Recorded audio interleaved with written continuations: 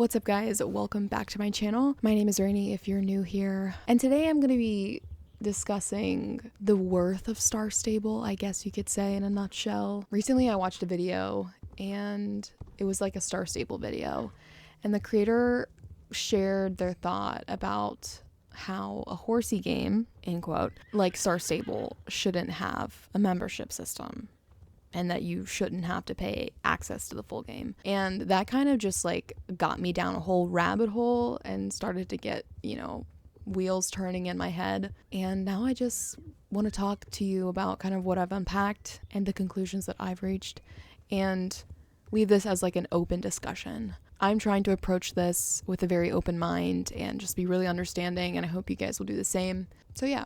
So the first thing that I want to specifically talk about is the Star Stable, like Star Rider membership system. And like I said, the creator that I watched spoke about how she didn't think that there should be Star Rider memberships. Like you shouldn't have to pay to access the full game. And my personal opinion was that I think it's good that there is a membership system, and I would not remove that just because it's a horse game that you play for fun. Doesn't take away the time, the effort, and value behind this game that was all created by educated developers, writers, artists, musicians, and more. And that's their job. That's their 9 to 5, their career. Obviously, they have to be paid for that. And they should be. The game that we, grew up loving and, still definitely have a soft spot for was created by these people. And, they should be compensated for the work that they have put in and their expertise. And one thing that really has been on my heart is that I feel like some people almost have this sense of entitlement to be able to play a game for free. I just don't think that that's the right perspective to have, because a game is not a necessity. It is a luxury. And if you're not in a spot financially where you can afford to set aside money for games, that's okay. But it's not necessarily a game's responsibility to meet you where you're at financially. Obviously, once you have spent money on this game, they definitely, I feel like they, as a company, should be working to keep their player base happy and engaged and feel like they are being listened to. I think they definitely have a duty to their community, but none of us beforehand, before we've ever put any money into this game, we're not entitled to be able to play it for free, because the money that we're putting into this game is, the money that's going to keeping the servers online, the money to pay the artists who design the beautiful coats on the horses. It's to pay the writers who have made this game so filled with mystery and, all this lore. And if you don't want to put money into a game to be able to play it to its full extent, you don't have to. There are plenty of games out there that are free. Now, with that being said, please put your pitchforks down because I'm not done. I am going to be talking about the prices. I do want to state that I do feel like the price of Star Coins and lifetime membership is not cheap by any means. Could definitely be more affordable. Absolutely. I'm not saying that they are by any means the perfect price. And I wanted to be very intentional when I spoke about the prices. I want to actually talk and say the prices out loud, because I know that some of the people who watch my videos aren't even actively playing Star Stable, or some of you haven't played in years and years. One of my last videos, there were so many people I didn't even know there was fishing in this game. I haven't played in years. So if you're not up to date on the prices, which honestly I wasn't even updated on these prices, I didn't know what they were because it's been 10 years since I purchased Star Rider. So anyways, we're gonna begin with 1 month of Star Rider. So 1 month of Star Rider is $9, and that's not bad necessarily. And I looked this up, but Netflix costs $8 a month. That's the basic plan with ads. It's $8 a month. If you're an adult playing this game, or you're an adult and your child plays this game, and it comes down to whether or not your kid can get Star Rider or you want to get Star Rider, there's obviously the opportunity to, you can cancel your Netflix plan for a month and play, you know, Star Stable and see if you like Star Rider. I'm not going to like try to financially advise you. I'm just comparing costs. I'm not trying to compare value because one's a game and one's like a different type of entertainment to consume. They are very different, but I'm just comparing the price. The next thing is 3 months of Star Rider. So that's about $21, and this one doesn't seem too bad. I was like, you know what this reminds me of? This is like basically the same price as my Chipotle order. My Chipotle order is like $19, which, okay, yes, that's like, you might be like, Rainy, what the heck do you get? I get double protein, but you don't have to do that. Obviously, your bowl could probably be cheaper than mine, but I get double protein, and if you didn't and you got a drink, still probably be very close. So if you were like, okay, I want to try out Star Rider for 3 months, then you just can pass up on going to Chipotle one time, and then bam, there's your 3 months of Star Rider. I'm just trying to come at this with like a, okay, these two subscription prices aren't crazy unreasonable. They're not. And then we move on to lifetime, or like the pay once. It kind of hits you with like, whoa, because it's $80. It's about $80. And I know that that's not cheap. And, you know, not everybody wants to pay $80, and that's okay. You know, if you did the 3 months plan for an entire year, it'd cost you about $84. But you also don't have to pay for it every 3 months if you don't want to. You could do 3 months and then forget about the game for 3 months because you don't care or you're playing a different game. But if you kept playing Star Stable after the year is up and you kept buying more subscriptions, the longer you keep paying for like 3 month subscriptions, whatever, the more money you're sinking into the game and creating a loop. I've been playing this game for 10 years. If I had bought 3 months worth of Star Rider for the past 10 years, I would have spent about $840. And obviously this is just a hypothetical. I just wanted to give you something to think about if you haven't purchased Lifetime or you're considering it, or, you know, maybe you purchased Lifetime, you're like, man, I shouldn't have. I just wanted to put that out there.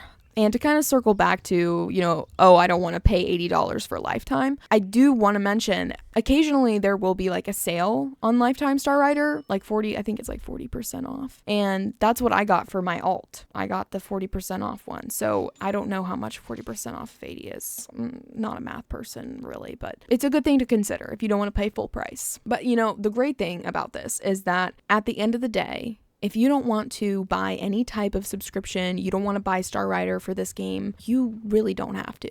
You know, occasionally they'll release like those redeem codes and they will grant you with like a few like fixed amount of days to play as a Star Rider for free, and you can, you know, progress in the storyline. It's kind of, the question is, are you willing to wait for those codes or not? That's up to you. Essentially, there are opportunities to continue to experience the game without having to spend money if you can't or don't want to. So that's a good thing. All right, so we're going to move on to the next topic, and this was something I was like, I don't know if I want to cover this, but I will. Another thing in that video I watched, the creator spoke about how they felt like the star coin allowance should be increased while also removing the whole Star Rider membership system. And I want to address the star coin allowance. When you become a Star Rider, you are then given 100 star coins each week. You have to be an active Star Rider. You know, some people feel like 100 star coins a week is too low. And I've definitely felt like that before. And I completely understand the frustration there. Considering how some of the freaking shirts in this game are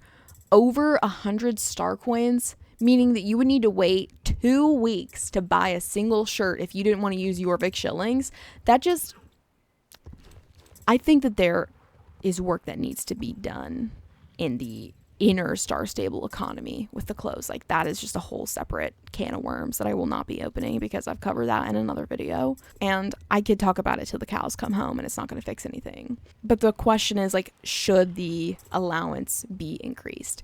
And obviously my first initial thought is like, yeah, absolutely, because what the heck, you know, why do I need to wait 2 weeks to buy a shirt with star coins if I don't want to use 𝐒𝐴𝐿? I've spent some time, you know, trying to reflect on it, and here's kind of what I've come up with. An increased star coin allowance will very likely have players, you know, accumulating horses quicker without having to purchase double star coins. And that wouldn't exactly be ideal for Star Stable, because I imagine that they make quite a lovely profit off of people who purchase double star coins. I think it would also mean that people would be buying more of these newer horse breeds that are being released.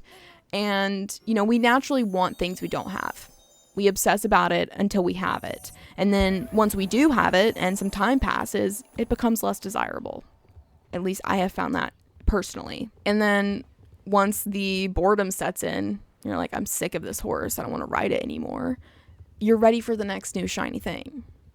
But the thing is that creating a new horse breed takes a lot of time. It's a lot of research, but also a bored and disinterested community isn't going to get you profit. Trying to keep up with people who are bored and disinterested is like a dog chasing its tail. They probably feel like they're never going to be able to catch up, but the more that they keep releasing things, it's not really fixing the problem. Because I don't know about you guys, but when they release a new horse breed, I'm online for like maybe 15 minutes to see the horse, and then I'm offline. And we're going to discuss that a little bit more. But I do want to talk a little bit about, you know, instead of increasing the star coin allowance, what I think could be more plausible, more palatable for the Star Stable team would be increasing the 𝐕𝐝𝐽𝐻 cap. The great thing about 𝐕𝐝𝐽𝐻 is we would not be able to purchase a horse with them, which I'm sure Star Stable is like, whoop-de-doo, this is great. I'm all ears now. Hopefully, please. But at least with the 𝐕𝐝𝐽𝐻, you can buy more clothing, you can buy more tack, and then we wouldn't be over consuming like new breeds and stuff, which I think is definitely a big concern, increasing the star coin allowance. Creating new breeds takes a lot of time, a lot of work. If it's done well, it's not going to be able to just be pumped out like a machine. Like, this is meant to be artistic. Like, capturing the beauty and the grace of a horse takes time. It takes attention to detail. I think a certain level of passion about really capturing a horse in its essence and doing it justice. I think that takes time, and it should take time.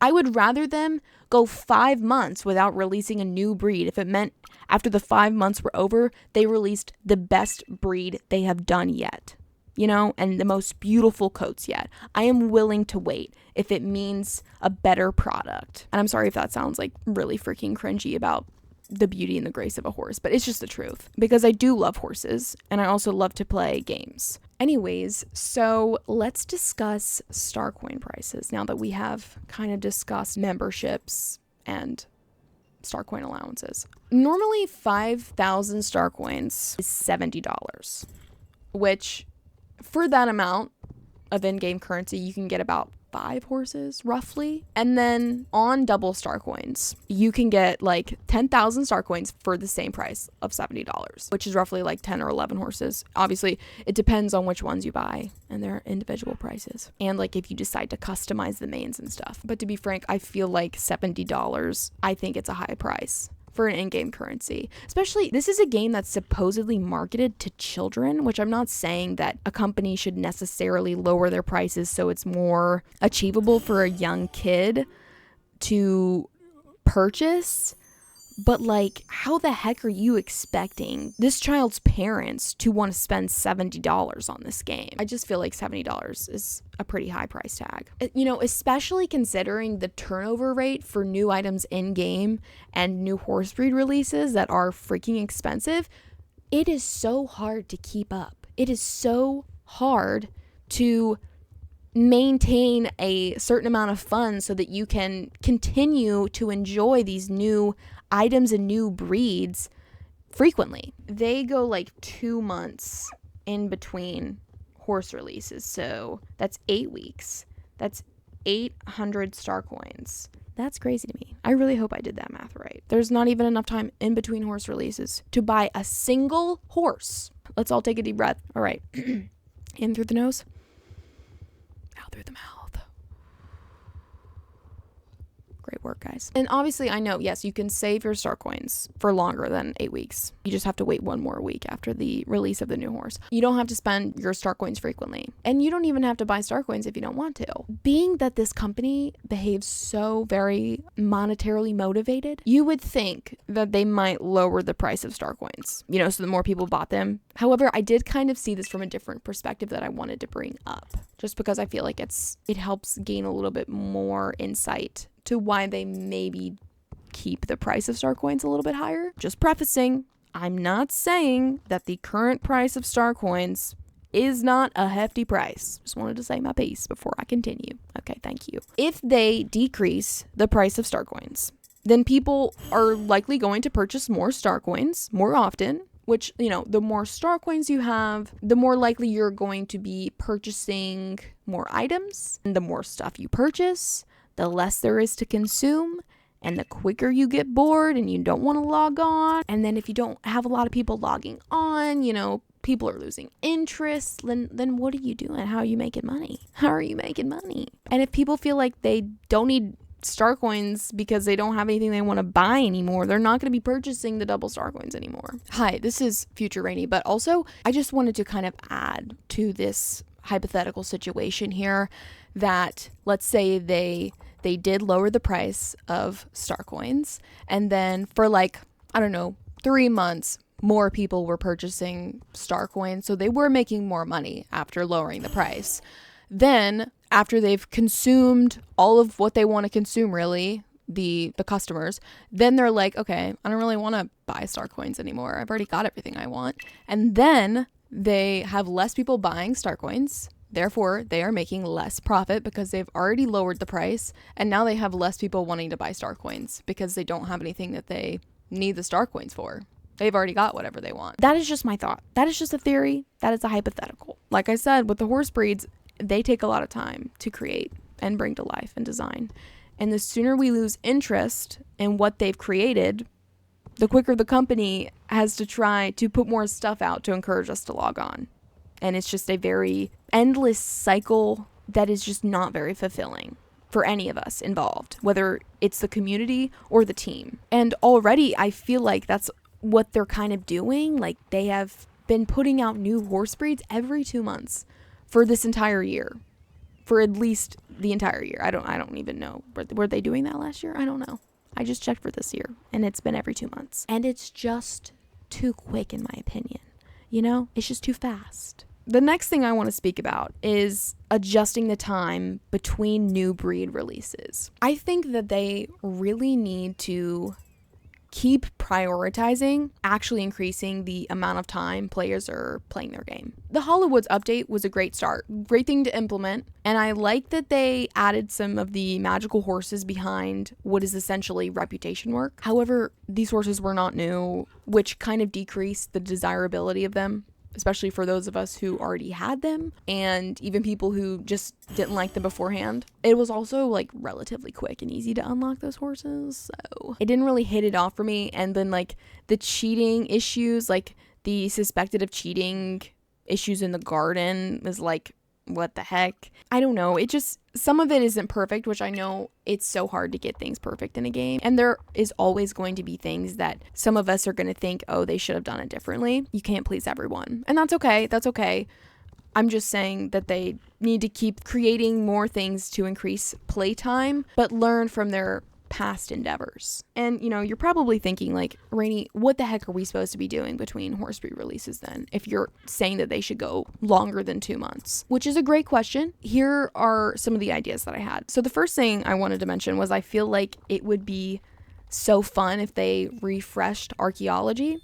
I'm talking like new prizes, like new rewards, new tax sets, clothing, new locations for mining. I feel like Redwood would be a really great place to get people to be searching for other types of artifacts and stuff. I feel like that area has a lot of potential for, you know, cool lore and cool rewards. And also we just don't really have a lot of reason to go over there right now. And I just feel like that place has been on the back burner. Like, let's bring it to life a little bit more, you know, give us a reason to go over there besides like some like off the beaten path races. That's just like, it's just not enough. The next thing is refreshing fishing, which I know they kind of like soft launch kind of a fishing refresh. It was so minuscule though. I don't know why we needed a radio, whatever. Same thing with the archaeology. I feel like new prizes, new sets would be great. An area that I feel like would be so good for fishing would be the hollow woods. Obviously redwoods would also be great to add fishing to, but especially hollow woods. Just imagine like a really special hollow woods clothing and tack set. And then part of this idea, like with specifically hollow woods and adding new prizes and incorporating fishing dailies and reputation. I'm sure many of you remember doing the reputation with the coulters to unlock the fjords. I would love them to do something like that again, this time a little different. So my thought was like, what if we had like water themed horses that you could unlock through like Hollowwood's fishing reputation once you like fished up a certain group of artifacts, kind of reminiscent of what you do with Professor Einstein and that one like pink super rare dinosaur skeleton that you have to form. That would be so cool. And then have like multiple different types of those horses that you can choose from, because I feel like with the Rune Runner, everyone had the same freaking horse. Like I would like to have some options here, and here are some ideas. What if there was like horses that were specifically, designed trying to personify a specific place in the Hollow Woods in like horse form? What if we had like a Silver Song horse? What if we had like a Haunted Abbey horse? That one like stone building that's like crushed up or whatever. I don't know how to explain it.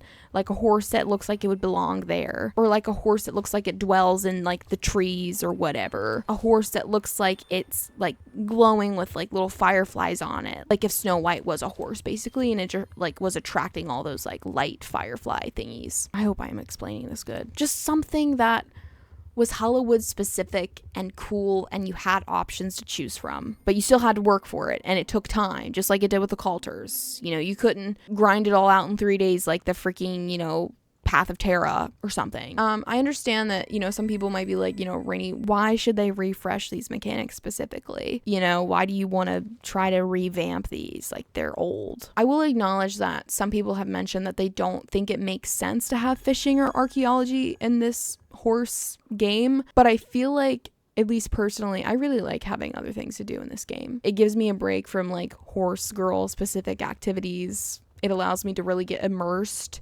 and involved in the world of Jorvik. And, yes, this is a horse game, but the storyline and history is a very important element to it all, in my opinion. And I think there are more things than just like horse related lore that matters. It makes sense for a character, a person, a human to have different daily tasks than just equestrian focused things. And it makes sense for us to build relationships with different characters in game so that they trust us with the fate of the world. Connections are important. And like mechanically in the game, fishing and archaeology are both things that they have done already, and I feel like would be fairly easy to reoccupy us with, instead of me suggesting entirely new ideas and mechanics that I don't know if they could even do, because it is hard to implement new things in a game. Obviously, they don't know what's going to break it and what's not. It's hard. Why do you think that they stopped doing the Cloud Kingdom? Because it was so buggy. So I just wanted to suggest like refreshing what we already know is doable, because why waste its potential? I think it has great potential. Moving from that, I feel like it's important to mention that, yes, the Trailblazer tracks do exist. That is something for us to do. But the Trailblazer track just adds a point system to things that we were already doing in game. There's no story to it. There's no lore, no added immersion, which I'm not saying that everything they add in this game needs to be based on story, needs to be based on lore. That was a great way to keep people logging into the game, but it's very, very surface level. And as someone who really loves the story aspect of this game, I would love to see them give some love and attention to the story in ways that don't necessarily have to all be like main quests. Also, the Trailblazer changes monthly, and if you don't do it in the month that it's there, then congrats, some of the items are going to be in the global store for anyone to purchase without having to do the work. So it's not really special per se. And like the reputation ideas that I discussed, like the water horses, that's more high reward to me. That's cooler to me. Another thing that I wanted to mention is that I've considered that could definitely be an added load onto artists and designers to be like designing Trailblazer tack sets for every new season. that's released on top of more outfits for the archaeology and fishing. But I think if they made the sets for the, you know, archaeology and fishing like harder to obtain, they wouldn't have to worry about consistently adding more clothes to fishing and archaeology. I don't feel like this is a very difficult request because they've been releasing more tack sets and clothing pretty frequently, and most of them are at very high star coin prices. I personally would appreciate having the opportunity to earn the rewards without a timeline or a price tag. Basically, to kind of wrap this up, I really hope that Star Stable will continue to focus and prioritize on increasing how much time players are spending in this game, and not just in like limited time events, but the moments in between, because they're just as important. I think that they also need to give more attention to the story, whether it be, you know, main quests, but also the importance of side quests. Another thing is giving players more to do across the map, like encouraging us to explore different areas on the map that the team have already invested time and effort into creating. I feel like it'd be great to have more reason to go there. And lastly, I feel like it would be in their benefit to implement things that players have to work harder to obtain. So that's how I feel. I'm curious to know what your thoughts are. Please feel free to share them in the comment section. As always, I just ask that you are kind and respectful. I love listening to the insight that you guys have. And I just want to say thank you to everybody who listens to my videos and for all the kind comments that you guys send me. It means so much to me to read a sweet comment on a random Wednesday when I really need the encouragement. And you guys are just so compassionate and intelligent, and I'm grateful for every single one of you. All right, I will catch you guys in the next video. Bye.